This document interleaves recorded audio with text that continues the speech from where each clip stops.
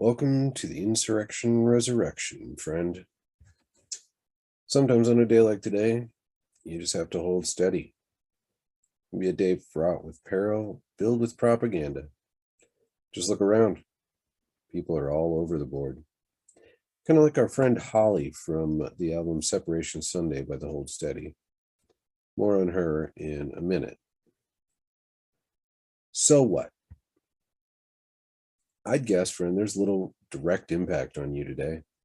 I mean, that is, unless you choose to sponge up whatever flavor of bullshit the godhead that you might follow is spouting.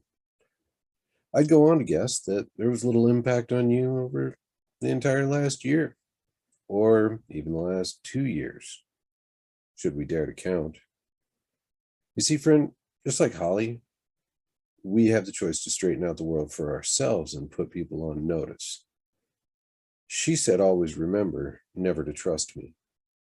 She said, there's going to come a time when I'm going to have to go with whoever's going to get me the highest. And that's a rare dose of honesty, isn't it? There's a pretty clear understanding of the outcome of our choices, though, doesn't it? Pretty sure she's telling us the truth for once with that one. According to the song, though, Holly had her good reasons to feel that way. You and I, we've got our reasons too, despite the odds that what we're feeling is more likely linked to our own resurrection than anything else. Most of us didn't really feel a thing through all the noise, and the better use of our focus is probably on the daily decision making of our own lives. Unlike our friend Holly, you and I might be considered to be virtually drowning in choices. It's said that too many choices is a source of anxiety, potentially as destructive as having none at all. Regardless of appearances, there are those people out there who would have us believe that we always have a choice. Sometimes the consequences of that choice appear to us to be entirely unbearable.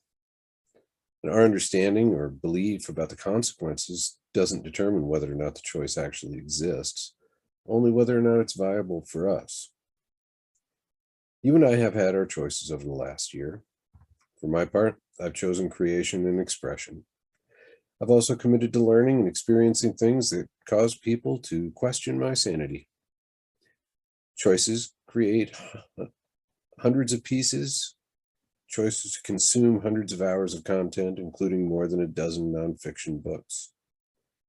Because it doesn't have to be the same kind of journey, certainly not the kind that our reluctant heroine Holly goes on before her return.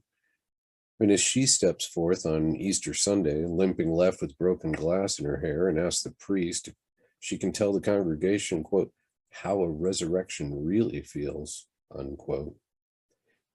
My guess is somewhat less dramatic for you and I, despite how untenable the consequences of our choices may seem. It's through those expressions and experiences that we can learn to live again each day in a way that might not have previously been possible.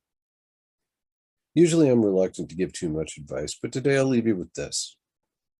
Don't buy the crap that other people would sell you, even me. Seek what you desire and go about the business of your life as you would choose to live it. Make your own decisions and reserve the right to resurrect yourself and reinvent yourself each and every day. You get my take. What say you?